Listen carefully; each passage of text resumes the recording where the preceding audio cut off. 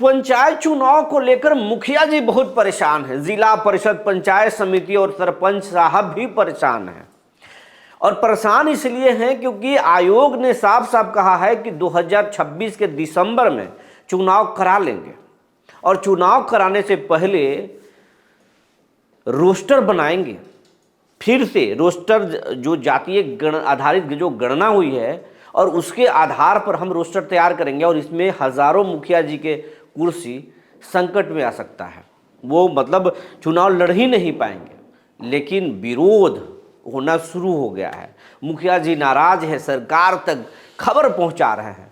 कहा जा रहा है कि नीतीश पंचायत चुनाव को लेकर उलटफेर कर सकते हैं और बड़ा उलटफेर कर सकते हैं। विभाग में हलचल तेज है, तो नीतीश ऐसा क्यों करेंगे, आज इसी पर बात करेंगे। और विरोध कहां तक पहुंचा है, सबसे ज़्यादा विरोध कौन कर रहे हैं और मुखिया जी चाहते क्या है, आज इस पर बात करेंगे। आम लोग पंचायत चुनाव को लेकर क्या सोचते हैं, ये भी हम बात बताएंगे। जी नमस्कार, मैं हूं विपुल कुमार और आप देख रहे हैं सूर्य बिहार डिजिटल न्यूज़। अब हम बिहार भर के तमाम दर्शकों से, तमाम व्यूअर से ये अपील करना चाहते हैं, ये आपका चैनल है, आपके प्यार आशीर्वाद से ही हम यूट्यूब और फेसबुक पर 1 लाख से ज़्यादा परिवारों के चैनल बन चुके हैं। लेकिन ये चैनल मिलियन में, अगला जो हमारा पड़ाव होगा वो मिलियन का होगा और ये सब आपके भरोसे और आपके दम पर ही होगा। तो आपसे आग्रह है कि अब तक अगर इस चैनल को यूट्यूब पर आपने सब्सक्राइब नहीं किया है तो सब्सक्राइब कर लीजिए, बेल आइकन को दबा दीजिए। अगर आप हमें फेसबुक पर देखते हैं तो पेज को फॉलो कर लीजिए, अभी कर लीजिए। ऐसा करने में ना पैसा लगता है ना मेहनत लगता है, लेकिन आपके एक छोटे से सहयोग से इस चैनल को बड़ा होने में मदद मिलेगा और जब चैनल बड़ा होगा तो आपका ताकत बड़ा होगा। अब आपको खबर हम विस्तार से बताने जा रहे हैं। पंचायत चुनाव को लेकर जो है पंचायत प्रतिनिधियों में ज़बरदस्त आक्रोश है। पंचायत प्रतिनिधि कह रहे हैं कि सरकार चुनाव तो जरूर लड़वाती है, लेकिन चुनाव के बाद मुखिया जी के अधिकार को काट लिया गया। मुखिया चाह करके भी पंचायत में कुछ भी नहीं कर सकता है। जनता को मतलब एक छोटा सा भी योजना अगर हमको देना होता है, पहले मुखिया देते थे, आज नहीं कर सकते हैं। हर एक चीज़ के लिए वेंडर बहाल है, हम कॉन्ट्रैक्टर के थ्रू ही कुछ काम कर सकते हैं। उसके लिए भी बाबुओं को खुशामद करना पड़ता है, बीडीओ के सामने झुकना पड़ता है। मतलब जनप्रतिनिधियों का कोई सम्मान ही सरकार ने नहीं छोड़ा। चुनाव लड़ाते समय तो लगता है कि मानो इतना पावरफुल पंचायत का मुख्यमंत्री कह दिया जाता है मुखिया को, समिति को भी। और चुनाव कितना महंगा हो गया है ये तो समझते ही हैं। लेकिन चुनाव के बाद सरकार जो है अधिकारों को काट देती है और अब कह रही है कि हम रोस्टर कर लागू करेंगे, हम ये नए नए नियम लाएंगे, हज़ारों मुखिया को हटाएंगे। जब भाई साहब विधानसभा चुनाव में आप आरक्षण का पुनरीक्षण आप नहीं कर रहे हो, परिसीमन नहीं कर रहे हैं, तो पंचायतों में क्यों करेंगे? ऐसा करना जरूरी है क्या? आप क्यों नहीं कर देते हैं सबको जनरल, या क्यों नहीं सबके लिए नियम एक बराबर होगा? जब विधायकों को पेंशन मिलेगा, मुखिया जी को पेंशन हारने के बाद भी क्यों नहीं मिलेगा? जब एक बार जनप्रतिनिधि बन जाते हैं तो लोगों की आस जुड़ जाती है। हमारे पास मुखिया रहे ना रहे, हमारे पास हर रोज़ दर्जनों लोग मिलने आते हैं, उन्हें चाय पिलाना पड़ता है, उनकी सेवा में खड़ा रहना पड़ता है। फिर वो पैसा कहाँ से आएगा? जब विधायकों को चलने के लिए, जाने के लिए, फिरने के लिए हवाई जहाज़ के टिकट से लेकर रेलवे के टिकट और तमाम सुविधाएं दी जाती है, पंचायत प्रतिनिधियों से को अनदेखी क्यों? जब नियम है तो सबके लिए हो। ट्रिपल चाइल्ड का भी नियम आ रहा है, तो फिर पंचायत प्रतिनिधियों पर ही ट्रिपल चाइल्ड का नियम क्यों लगेगा? जिनके 3 बच्चे से अधिक हैं या 3 बच्चे हैं, वो विधानसभा भी चुनाव नहीं लड़े, विधान परिषद का भी चुनाव नहीं लड़े और वो लोकसभा का भी चुनाव नहीं लड़े। ये नियम अगर लागू होगा तो सब पर लागू होना चाहिए। ये बात जो है मुखिया जनप्रतिनिधि बोल रहे हैं और चुनाव में कह रहे हैं कि अगर परिसीमन, अगर आपको आरक्षण का रोस्टर अगर बनाना है तो परिसीमन भी कर लीजिए, लगे हाथ। इसलिए क्योंकि बड़े पैमाने पर क्षेत्र में अब क्षेत्र का बदल गया भौगोलिक स्थिति। गांव जहां नहीं था वहां गांव हो गया, जहां कस्बा नहीं था वो शहर के आकार बदल गया। कई पंचायत नगर पंचायत में चले गए, नगर निकाय का हिस्सा बन गए। तो परिसीमन तो होना चाहिए, परिसीमन करा लीजिए। नहीं कराएंगे तो कोर्ट जाएंगे। ये बात हम पिछली खबर में भी कहे थे, लेकिन एक बार फिर से आपको याद दिला रहे हैं। तो विरोध हो रहा है। पंचायत प्रतिनिधि नीतीश के जो भी विधायक हैं उनसे मिलकर बोल रहे हैं कि विधायक जी देखिए, हमने आपको सहयोग किया था, सहयोग कीजिए। सरकार को बोलिए कि ये बड़ा मुश्किल हो जाएगा। हमने सरकार को बहुत मदद किया है, सिर्फ जीविका दीदी के भरोसे आप चुनाव नहीं जीत गए, 10,000 रुपये के बदौलत आप नहीं जीत गए, हम भी आपको मदद किए, पंचायत में खुलकर मदद की, ये भी कह रहे हैं। और सांसदों को भी कह रहे हैं, बीजेपी के विधायकों को कह रहे हैं, और ये पूरा माहौल तैयार हो रहा है। और ये बात नीतीश के विधायक दबी जुबान नीतीश तक पहुंचा रहे हैं, आलाकमान तक पहुंचा रहे हैं। ये बात अशोक चौधरी, विजय कुमार चौधरी और सम्राट चौधरी और सबके पास पहुंचाया जा रहा है, और नीतीश तक ये बात पहुंची है। नीतीश ने इस पर कुछ भी नहीं कहा है, लेकिन नीतीश के मन में चल रहा है। इधर उपेंद्र कुशवाहा बोल चुके हैं कि हम परिसीमन भी करेंगे और आरक्षण रोस्टर भी करेंगे, नए ईवीएम तरीके से चुनाव भी होगा। लेकिन लोग बोल रहे हैं कि अब उपेंद्र कुशवाहा का भी मन डोल रहा है। उपेंद्र कुशवाहा से लगातार जनप्रतिनिधि मिल रहे हैं, उनके बेटे दीपक प्रकाश से मिल रहे हैं, लेकिन दीपक हैं वो कह रहे हैं कि हम कुछ नया करना चाहते हैं, कुछ अच्छा करना चाहते हैं। पंचायतों में हम न सिर्फ मल्टीपोस्ट ईवीएम का प्रयोग करेंगे, मतलब अच्छे से चुनाव करेंगे, बल्कि पंचायतों को सशक्त बनाएंगे, उनके पावर को और अधिकार को बढ़ाएंगे, वहाँ के फंड भी बढ़ाएंगे और पंचायतों को शहर जैसा बनाएंगे। हर पंचायत में जो पंचायत के लोग हैं उन्हें पंचायतों में ही तमाम सुविधाएं दी जाएगी, उन्हें शहर नहीं जाना पड़ेगा। हमारे जो पंचायत हैं, हमारे जो गांव हैं, उस शहरों को टक्कर देंगे। दीपक प्रकाश ऐसा सोच रहे हैं, ऐसा बोल रहे हैं, लेकिन क्या वाकई में ऐसा हो सकता है?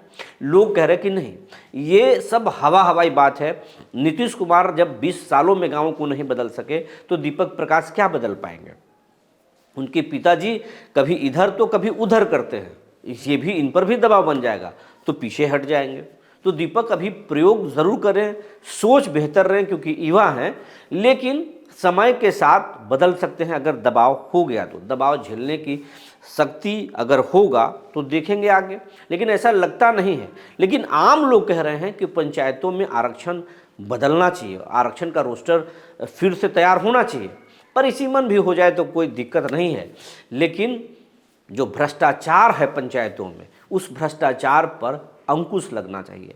पंचायतों के अधिकार ज़रूर मिले, लेकिन पारदर्शिता आए और गाँवों के लोगों को पंचायत में, पंचायत सरकार भवन में तुरंत काम हो। लेकिन पंचायत सरकार भवनों में कागजों पर तो डिपोटेशन है लोगों का, कर्मचारियों का, लेकिन कोई रहता नहीं है। सब बीडीओ साहब के दफ्तर में ड्यूटी बजाते हैं या अपने घर से ड्यूटी करते हैं, और सब कुछ मिली भगत से चलता है। पंचायतों में अगर एक आवास योजना चाहिए तो बिना पैसे दिए हुए, गछे हुए कुछ नहीं हो सकता है। अगर पंचायतों के लोगों को अगर एक एग्रीकल्चर में भी काम करना है तो उनको शहर जाना पड़ता है, चढ़ावा देना पड़ता है, तभी होता है। गांव के लोग त्रस्त हैं, लेकिन कुछ भी नहीं हो रहा है। पंचायत पैक्स का भी वही हाल है, पैक्सों में भी किसानों को से धान नहीं खरीदा जा रहा है, और धान में मॉइस्चर, नमी होने के नाम पर 15 केजी तो कहीं 14 केजी काटा जा रहा है। पंचायतों को शहर बनाने की बात सिर्फ कागजों पर तो कहा जा रहा है, मीडिया में तो बोला जा रहा है, लेकिन पंचायतों के हाल बहुत ख़राब है। लेकिन कहा जा रहा है कि नीतीश कुमार तक मसला पहुंचा है और जनप्रतिनिधि बोल रहे हैं कि हम कोर्ट का दरवाज़ा खटखटा सकते हैं कुर्सी बचाने के लिए। जब नीतीश कुमार इधर से उधर हो सकते हैं तो पंचायत के जनप्रतिनिधि क्यों नहीं हो सकते हैं? तो कोर्ट जा सकते हैं, लेकिन नीतीश कुमार, कहा जा रहा है कि नीतीश कुमार इसमें बड़ा फैसला ले सकते हैं, लेकिन फैसला वो फ़ायदेमंद भी हो सकता है, नुकसानदायक भी हो सकता है जनप्रतिनिधियों के लिए, क्योंकि नीतीश कुमार इस बार जनता से खुश हैं और जनता के लिए काम करना चाहते हैं, जनप्रतिनिधियों के लिए नहीं या किसी एक खास वर्ग के लिए नहीं। नीतीश बिहार के बारे में बेहतर सोच रहे हैं, बिहार के लोगों के बारे में बेहतर सोच रहे हैं। तो पंचायत चुनाव में बड़ा उलटफेर हो सकता है। नीतीश जल्द निर्णय ले सकते हैं, दीपक प्रकाश को बोल सकते हैं या तलब कर सकते हैं। नीतीश के पास जो है मंथन हो रहा है कि पंचायत चुनाव को बेहतर तरीके से कैसे किया जा सके, क्योंकि ये नीतीश कुमार के लिए आखिरी पारी है। नीतीश इसके बाद खुद से सीएम नहीं रहेंगे, तो इस बार चाहते हैं कि बेहतर तरीके से बिहार को सजाया जाए, बेहतर तरीके से काम किया जाए, ताकि लोग उनकी पारी को याद कर सके। ये खबर कैसा लगा, ये वीडियो कैसी लगी, आप हमें ज़रूर बताएंगे। और जो कुछ लोग कमेंट किए हैं पंचायत चुनाव को लेकर, ये हम आपको बता रहे हैं। स्क्रीन पर कुछ लोगों के कमेंट्स देखिए।